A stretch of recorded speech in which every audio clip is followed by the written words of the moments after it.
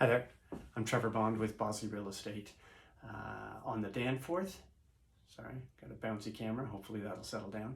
I just wanted to take people through a solution or solutions for families or people who are seniors who own homes right now and are considering a change. So recently I've had a lot of clients doing this, and there are a lot of options for them, so I wanted to recap a few of them. First one is, of course, this reverse mortgage, which you see TV commercials for a lot of the times, and they'll provide you a lump sum amount of money based on the value of your home and your age, and you take all this money and you go to Vegas. What do you do? That's the big question. Why do you need a big lump sum of money when you're in your 70s or 80s or anything like that? Well, the answer I can think of is that you want to stay in your home, and so you want to do something to that home. For example, add a laneway suite, add a basement apartment, or some income unit, and therefore you have a smaller, more contained property that you're living in, something that's easier to manage, and you're getting income from the house and you don't have to leave. So that sounds okay, I guess. Again, you don't have to make payments or anything like that, and now you're generating income from the rental units. That's the one reason I can think of that. However, that puts you in the role of a landlord, and there are a lot of disadvantages to being a landlord, especially when you get older and you might be traveling for the summers. Then you might want to have outsource the management of the house. You can see where this is going.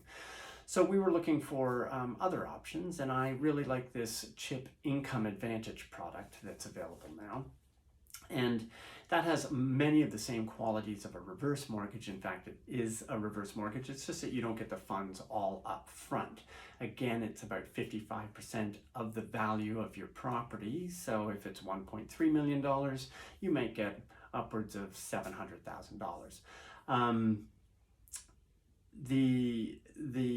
Your age may determine the interest rate, so the older you are, actually, the better the interest rate is. I won't get into why. And they'll also ask that you roll in any other products, liens that you may have on your property, like a home equity line of credit, a HELOC, or any first mortgage. So they're going to take all those things and put them in there. And so then you are required to take a minimum $20,000 advance, and at that point you and your family determine how much money you need to run and manage your life and your house, and let's say that's $3,000 a month on top of whatever pension you may have. So then you're left in a situation where you had a house that was worth $1.3 million 10 years ago.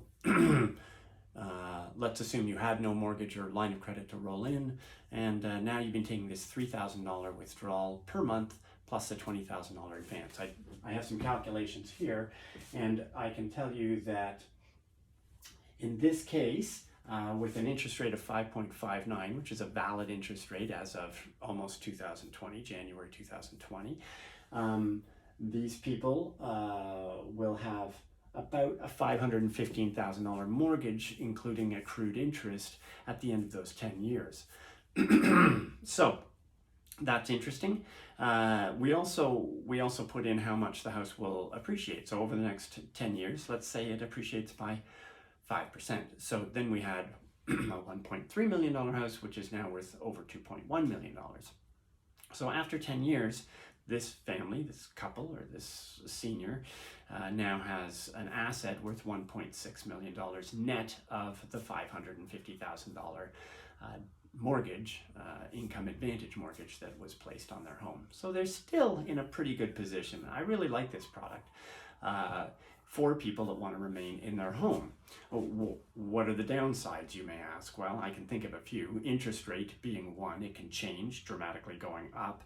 And anybody who is a senior, even people that aren't seniors, remember interest rates at over 20%. Kids these days, they just don't get it. Sorry, I digress. Price values, we're assuming they go up by 5%. Price values can go down. It's happened before, and it may happen again. Probably not in the GTA area in the next 10 years, but anything's possible.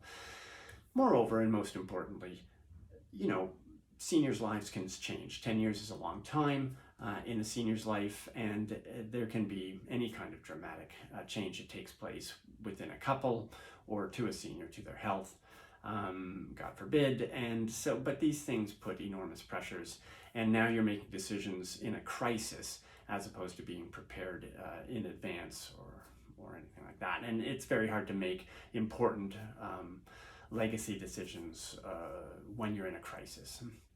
So what are your other options? Your other options are to sell a home and rent a property. Renting has its own advantages and disadvantages. We can get into that another time. And then you could buy a condo. I never recommend having people in their twilight years making large investments in property. It doesn't seem to make a lot of sense to me.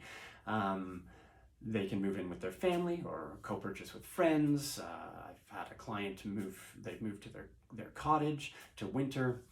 And then of course there is finding an appropriate seniors residence, and seniors residence take all forms these days, and you can transition from extremely independent units to less and more supportive units in situations. And so if a crisis does occur, you're ready and prepared.